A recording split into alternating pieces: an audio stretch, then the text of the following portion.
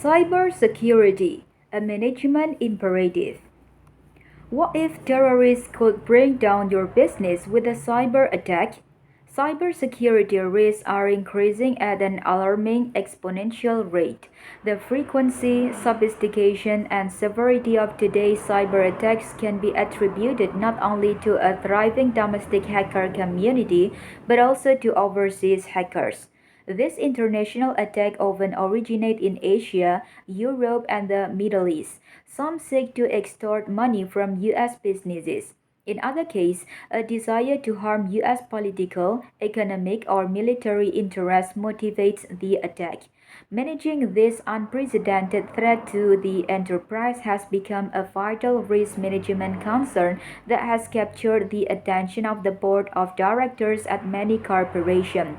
Top management understand that risk management keyed specifically to cybersecurity threats and vulnerabilities is now necessary to avoid potential legal liability. Simply put, management has a legal obligation to protect its company against a long list of cyber threats and may have a growing legal obligation to account for the cybersecurity controls and countermeasures it implements and fails to implement. Hacking, corporate espionage, computer viruses, and worms denial of service attack, electronic equipment failures, sabotage by disgruntled employees, and terrorism are only some of the threats management now needs to take into account. This cyber threat and the resulting monetary losses they cause are not imagined. The State of Information Security 2003 report prepared by PricewaterhouseCoopers and CIO magazine surveyed approximately 6,000 respondents and reported that 64% of the respondents experienced one or more security breaches in the prior 12 months. Of these breaches, 99% involved malicious code, 40% involved unauthorized entry, 35% involved a denial of service attack, and 16% resulted in the alteration of software.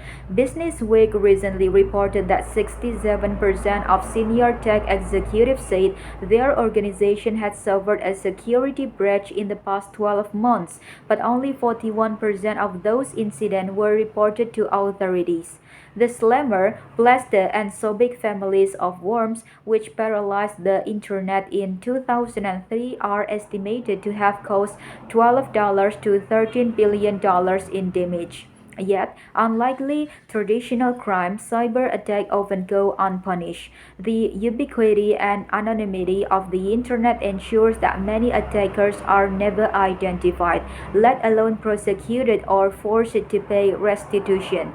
The changing demand and requirement of technology, highlighted by effort to develop the next generation of the Internet, make cybersecurity controls and countermeasures difficult to maintain but increasingly important to implement.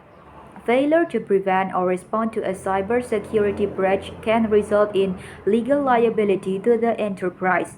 This liability can result from the company's obligation to protect customer, employee, or third-party information. Liability can also result in the company's operation are interrupted at a critical time, causing loss to third parties. Furthermore, the company itself may incur direct losses from alteration of financial document, theft of trade secret, or dissemination of confidential information. What can be done to reduce this legal risk? While complete, foolproof security isn't possible, management must and can maintain security that is commensurate with the risk. This includes continually updated cybersecurity measures to reduce the likelihood of unauthorized network access that could result in the destruction or theft of sensitive company information or the incapacitation of company network and system. The cybersecurity standard of due care that management must meet is rising.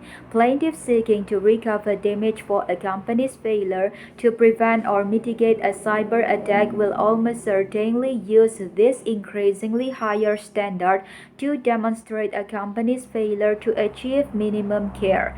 Consequently, corporations that choose to ignore cybersecurity standard not only increase the likelihood of a cyber attack but also will suffer if forced to defend a cybersecurity-based lawsuit.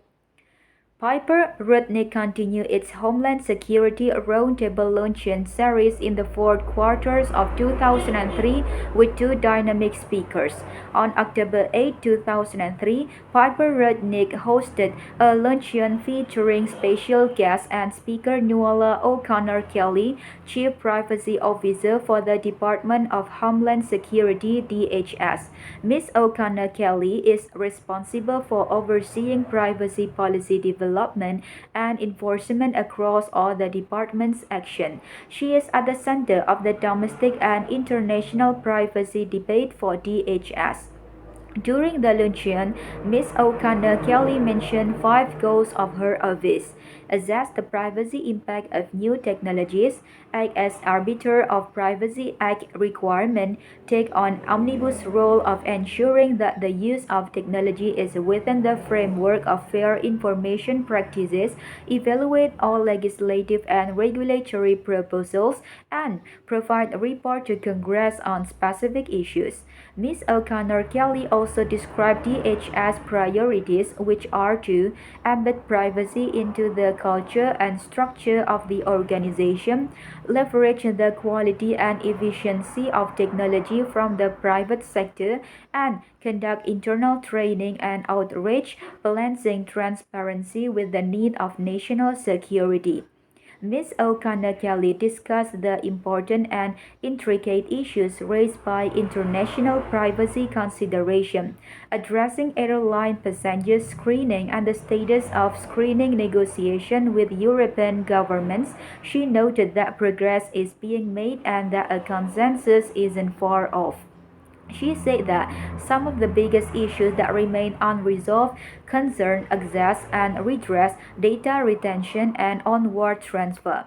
DHS is looking at the 10-year long-term strategy for passenger information, addressing the issue of airlines such as JetBlue and Northwest, which have come under scrutiny for allegedly using passenger data inconsistent with representation in their privacy policies. She advised that companies should review their privacy policies. It is important for companies to determine what their current privacy policy allows in terms of data sharing and assess whether modifications need to be made with an eye toward future disclosure, Ms. O'Connor Kelly explained.